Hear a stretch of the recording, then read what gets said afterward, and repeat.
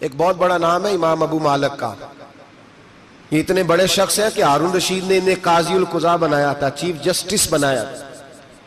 حضرت امام مالک کہتے ہیں میں غریب کا بیٹا تھا.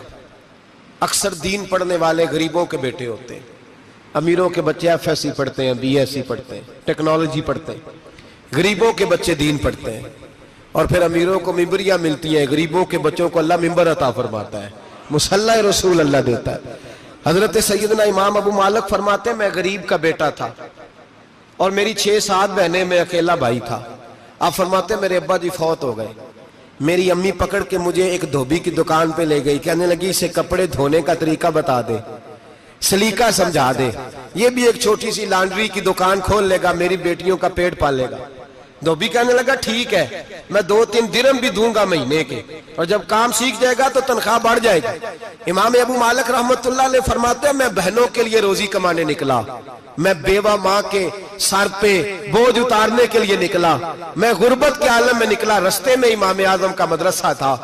فرماتے میں وہاں چمکتے چہرے دیکھتا, لیکن اپنی غربت کو دیکھ کے میں آگے بڑھ جاتا, پریشان ہوتا کہ میں کیسے علم حاصل کروں گا. آپ فرماتے امام صاحب مجھے اکثر دیکھتے. ایک دن امام اعظم باہر نکلے, مجھے کھڑے ہوئے دیکھا تو قریب بلایا, سینے سے لگایا, ماتھا چوما. کیا نام ہے؟ میں نے کہا ابو مالک میرا نام ہے. کہا تمہیں پڑھنے کا شوق ہے؟ کہا بڑا شوق ہے. کہنے لگے چل آ جا پڑھا کر, آ جا مدرسے میں پڑھا کر. کہتے میں سارا دن وہاں پڑھتا, گھر سے کام کرنے آتا, سارا دن امام اعظم کے پاس پڑھتا رہتا. مہینہ آیا تو میری اماں کہنے لگی تنخواہ لاؤ. میں نے کہا امی جی تنخواہ تو وہ دے گا جو ڈیوٹی پہ جاتا ہو, میں تو پڑھنے جاتا ہوں. کہتے اماں گھر سے نکلی اور بڑے غصے کے ساتھ نکلی, کہنے لگی مولوی نے میرا بچہ خراب کر دیا, میرا بچہ خراب کر دیا. میں کام پہ بھیجتی تھی, اس نے کس چکر میں ڈال دیا, مسئلوں سے بھی کبھی پیٹ بھرا ہے, کام بھی تو کرنے چاہیے نا. کہتے امام اعظم کے سامنے کھڑی ہوئی. امام صاحب بڑے امیر کبیر آدمی, اربوں خربوں پتی تھی, اور پھر اتنے بڑے عالم فقیر, سارا بغداد, سارا کوفہ, سارا مصر سلوٹ کرتا ہے. بی بی آئی اور تیز جملے, عورتوں کا طریقہ ہوتا ہے. کہنے لگی مولوی تیری سفید داڑھی, تیرا اتنا نام, تجھے خیال ہی نہیں آیا میں بیوہ عورت ہوں, تو نے میرا بچہ خراب کر ڈالا, میری یتیم بچیاں روٹی کہاں سے کھائیں گی, مسئلوں سے بھی کبھی پیٹ بھرا ہے. کہتی اتنے سخت جملے کہے, پر قربان جاؤ امام اعظم سنتے رہے اور مسکراتے رہے. کہنے لگے میری غلطی ہے, میری غلطی ہے, میری غلطی ہے. بی بی بھول گیا تھا, غلطی ہو گئی. بی بی کہتی رہی, امام صاحب سنتے رہے. جب غصہ اتر گیا تو کہنے لگے اماں تیرا غصہ اتر گیا ہے؟ اتر گیا ہے. کہنے لگے تیرا بیٹا بڑا نیک ہے, تیرا بیٹا بڑا لائق ہے, تو اسے پڑھنے دے.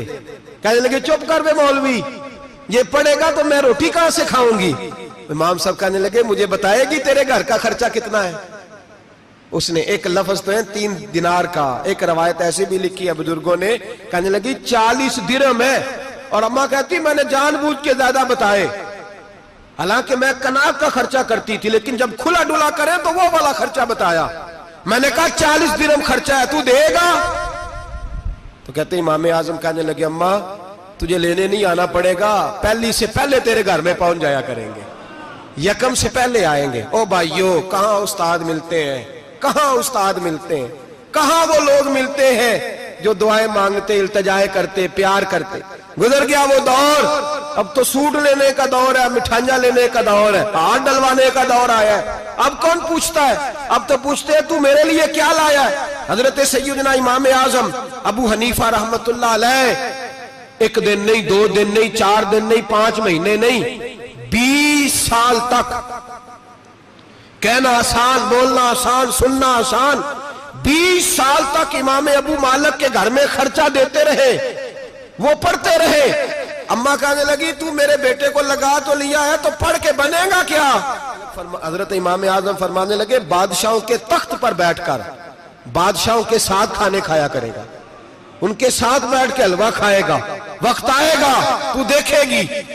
کہتے ہیں میرے امام انتقال کر گئے, وقت بیت گیا. ہارون رشید نے مجھے بلایا بغداد میں اور کہا میں آپ کو چیف جسٹس بنانے لگا ہوں. کہتے ہیں میں خوشی سے سجدے کرنے لگا, میں چیف جسٹس بنا. میں نے اپنی اماں کو خط لکھا کہ اماں بغداد آ جا, تیرے بیٹے کو اللہ نے بڑی شان عطا کر دی ہے. فرماتے ہیں ہارون رشید کی بیوی بڑی اولیاء کی علماء کی بڑی فرما بردار تھی, محبت کرنے والی تھی. اس نے حلوہ بنا کے بھیجا, کھانا بنا کے بھیجا. ہارون رشید تخت پہ بیٹھ کے کھانے لگا تو کہنے لگا امام صاحب آپ بھی یہیں آ جائیں میرے ساتھ. کہتے ایک کونے میں وہ بیٹھ گیا, ایک میں بیٹھ گیا, بیچ میں کھانا رکھ لیا. اتنی دیر میں میری اماں بھی پہنچ گئی. 2 لقمے کھائے تھے کہ اماں آ گئی. جب اماں نے مجھے تخت پہ بیٹھے دیکھا, ایک یتیم, ایک لاوارث, ایک بن باپ کا بچہ, وہ کل تک جو بہنوں کے لیے 4 دینار نہیں لا سکتا تھا, تخت پہ بیٹھ کے جب روٹی کھاتے دیکھا تو اماں تڑپ گئی, روئی, چیخیں ماری. میں نے کہا اماں کیا ہوا؟ کہنے لگی بیٹا مجھے تیرا استاد یاد آ گیا ہے. اس نے کئی سال پہلے کہا تھا اسے دین کا علم پڑھنے دے, اسے فقیہ بننے دے, یہ بہت آگے جائے گا. دیکھ آج اللہ نے تجھے کتنی شان عطا کی ہے. کہا بیٹا یہ کمال تیرا نہیں, یہ امام اعظم ابو حنیفہ کا کمال ہے, یہ ان کا کمال ہے جنہوں نے تمہیں یہاں تک پہنچایا. میرے بھائی اپنی پوری زندگی حضرت امام اعظم ابو حنیفہ نے. آج تو اساتذہ کرام, اساتذہ مجھ سے ایک ٹیچر کہنے لگے حضرت جی دل نہیں لگتا, بے سکونی سی ہے, کچھ بتلائیں. تو میں نے کہا کلاس میں کوئی یتیم بچہ ڈھونڈ لیں, کوئی لاوارث بچہ ڈھونڈیں, اس کی وردی اپنے ذمے لے لیں, کتابیں اپنے ذمے لے لیں, اس کا خرچہ اپنے ذمے لے لیں, روز جیب میں ٹافیاں ڈال کے جایا کرے کہ غریب کو دینی ہے. فرمایا 2 مہینے یہ والا وظیفہ بھی پڑھ کے دیکھیں, اللہ آپ کو سکون عطا کرے گا.